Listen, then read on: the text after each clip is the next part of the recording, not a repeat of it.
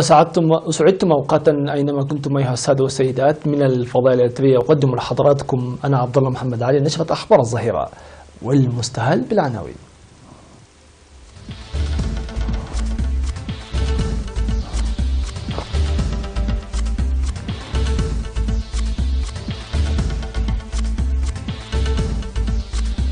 الاحتفال بذكرى تحرير مدينة نقفة، تقوية نتائج الطلاب في لقو عنسبة، اجتماع لبحث الرعاية الاجتماعية في الإقليم الجنوبي.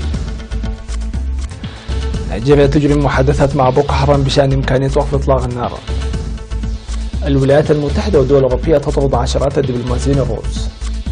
تركيا تحذر من استبعادها عن توسيع الاتحاد الأوروبي.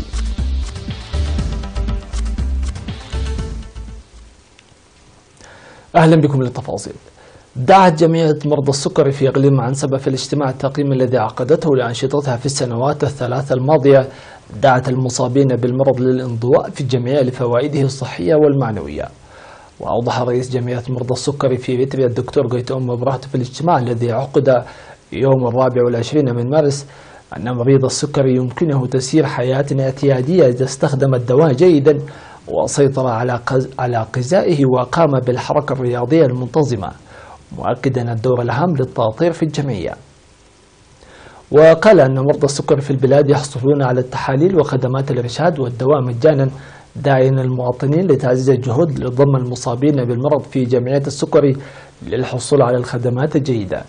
بجانبه أوضح مسؤول جمعية السكري في إقليم عنسبة الدكتور كيروس رقاع عن انضمام 269 مريضا إلى الجمعية في السنوات الثلاث الماضية، ذلك بعد التحاليل التي أجريت له في مستشفى كرن، وأن عدد أعضاء الجمعية في الإقليم بلغ 1600 فردا، مشيرا إلى أن عدم تجديد معظم الأعضاء للبطاقة السنوية صعب من معرفة أوضاعهم عن كثب. وانتخب الاجتماع هيئة إدارية جديدة ل3 سنوات للفرع.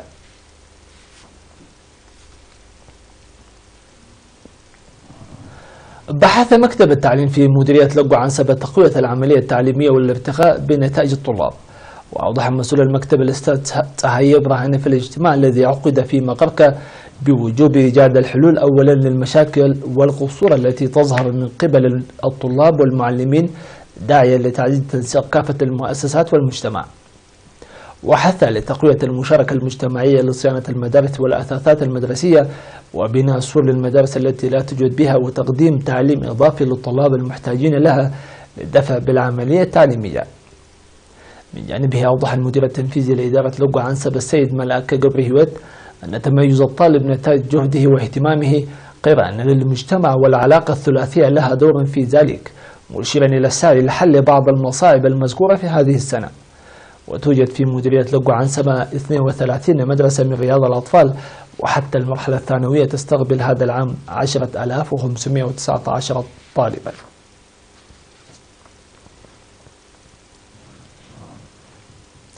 عقد مكتب وزارة العمل والرعاية الاجتماعية في الإقليم الجنوبي اجتماعا شارك فيه أعضائه العاملين في المديريات لبحث تنفيذ برامج الرعاية الاجتماعية.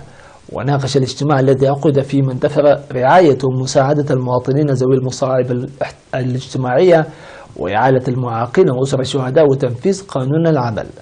وقال مسؤول المكتب السيد هايل جبر ميكائيل أن المكتب قدم العام الماضي أكثر من 112 مليون نقفة لإعالة أسر الشهداء والمعاقين، وساعد 460 من الأطفال المحتاجين بأكثر من 1,500,000 نقفة.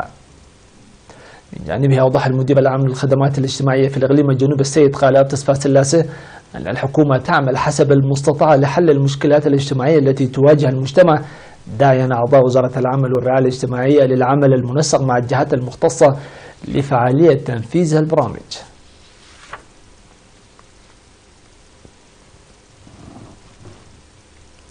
قال مسؤول المركز الصحي في مديرية دبروة الممرض جبريهوت الرفاينة أن حملات التطعيم الجارية بتجول الكادر الصحي في القرى تحقق نتائج مرضية. وأوضح أن التطعيم المقدم خاصة للأطفال والحوامل بالذهاب إلى المناطق النائية البعيدة لمسافة 72 كيلومتر تسهم كثيرا لمكافحة الأمراض وضمان الصحة العامة. وذكر العاملون في المركز الصحي أن وجود المختبر وتوفر الدواء بأسعار مناسبة ساعد في الدفع بالعمل الذي يقومون به، مشيرين إلى ارتفاع الولادة في المركز الصحي بنسبة 20% العام الماضي.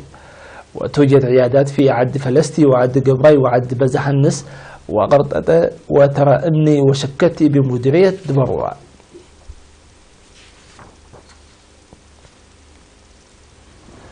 عقد الاتحاد الوطني للمرأة فرع إقليم جنوب البحر الأحمر سيمينار لطلاب المدرسة الثانوية حول مشاركة المرأة في كافة المجالات ودورها لإعمار البلاد.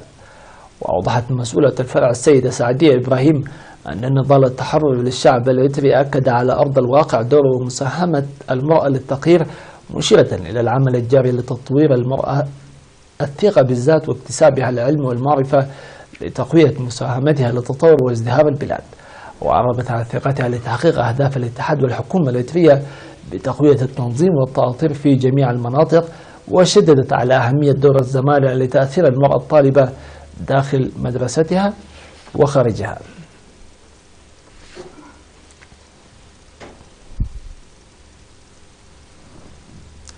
المشاهدون الأفاضل، نتواصل وإياكم مع هذه النشرة لكن بعد قليل مع الأخبار العالمية.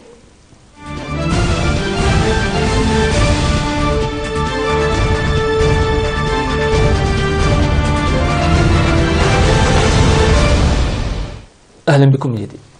قال وزير الإعلام النيجيري لاي محمد أن الحكومة تجري محادثات مع جماعة بوكو حرام الإسلامية المتشددة بشأن إمكانية التوصل لوقف إطلاق النار بهدف نهائي، وهو التوصل لوقف دائم للعمليات القتالية. وهذه هي أول مرة منذ سنوات تعلن فيها الحكومة أنها تجري محادثات مع بوكو حرام بشأن التوصل لوقف إطلاق النار في تمرد أسفر عن سقوط عشرات الآلاف من القتلى وتدمير شمال شرق نيجيريا. لكن حكومة الرئيس محمد بوخاري قالت عدة مرات أنها مستعدة لإجراء محادثات مع بوكو حرام، وقال أنه تم الاتفاق على وقف لإطلاق النار لمدة أسبوع ابتداء من 19 من مارس لتمكين بوكو حرام من إطلاق سراح الفتيات. وأضاف أن 111 فتاة أخذت من المدرسة وما زالت مصير 6 فتيات مجهولا.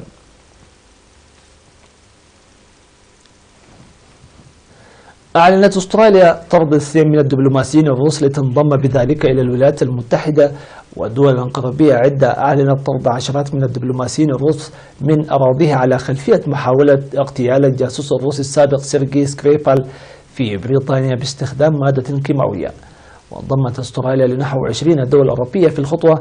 وقال رئيس الوزراء الأسترالي أن ذلك جاء كتعبير عن الصدمة إزاء استخدام سلاح نووي في أوروبا لأول مرة منذ الحرب العالمية الثانية. واعتبرت الخطوة أكبر عملية طرد جماعية لضباط استخبارات الروس في التاريخ، وأسوأ أزمة دبلوماسية بين الغرب وروسيا منذ ضم شبه جزيرة الغرب.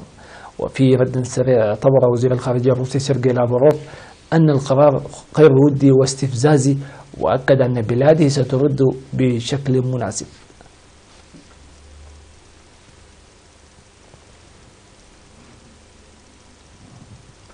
قال الرئيس التركي رجب طيب أردوغان أن استبعاد تركيا من عملية توسيع الاتحاد الأوروبي سيكون خطأ كبيرا. وأضاف أردوغان خلال اجتماع قمة بين الاتحاد وتركيا في مدينة فاران البلقارية أنه يعمل في انتهاء المشكلات مع الاتحاد الأوروبي وتجاوز مرحلة صعبة في العلاقات بين تركيا والاتحاد الأوروبي. والتقى أردوغان مع رئيس الاتحاد الأوروبي دونالد تاسك ورئيس المفوضية الأوروبية جان كلود يونكر. في دورهم قال زعماء الاتحاد الأوروبي أنهم لم يتلقوا أي ردود محددة من الرئيس التركي على قائمة طويلة من المخاوف تشمل العملية التي تقوم بها تركيا في سوريا.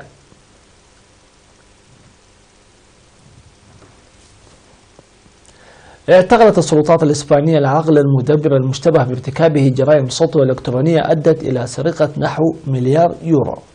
ويشار أن الشخص هو رئيس عصابة تخصصت في ارتكاب جرائم منظمة من بينها تنظيم حملات كراباناك وكوبالت الخبيثة التي تستهدف البنوك.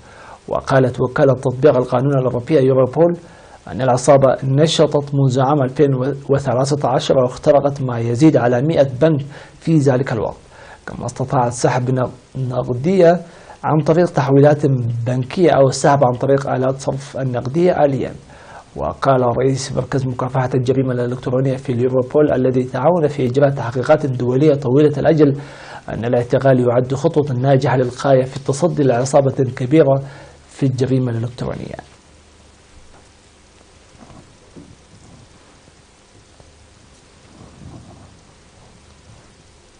المحطة الرياضية تأتيكم بعد قليل.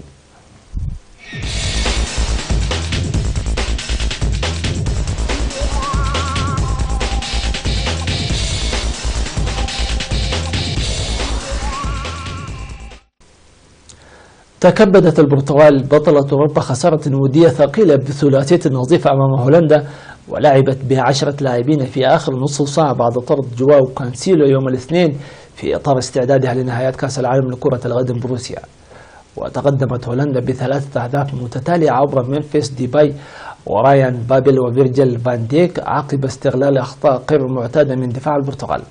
وحققت هولندا التي أخفقت في بلوغ كأس العالم هذا العام في روسيا فوزها الأول بقيادة المدرب الجديد رونالد كومان. وهيمنت البرتغال التي ستواجه إسبانيا وإيران والمغرب ضمن المجموعة الثانية في كأس العالم على الدقائق الأولى من اللقاء، لكن هولندا سجلت الهدف الأول بعد 12 دقيقة. ودفع رونالد كومان بجاستين كليفرت نجم المهاجم السابق باتريك كليفرت في الدقيقة 78 ليخوض مباراته الدولية الأولى. إلى هنا يا سادة والسيدات نصل وإياكم إلى ختام هذه النشرة. شكرا لكم على حسن المتابعة.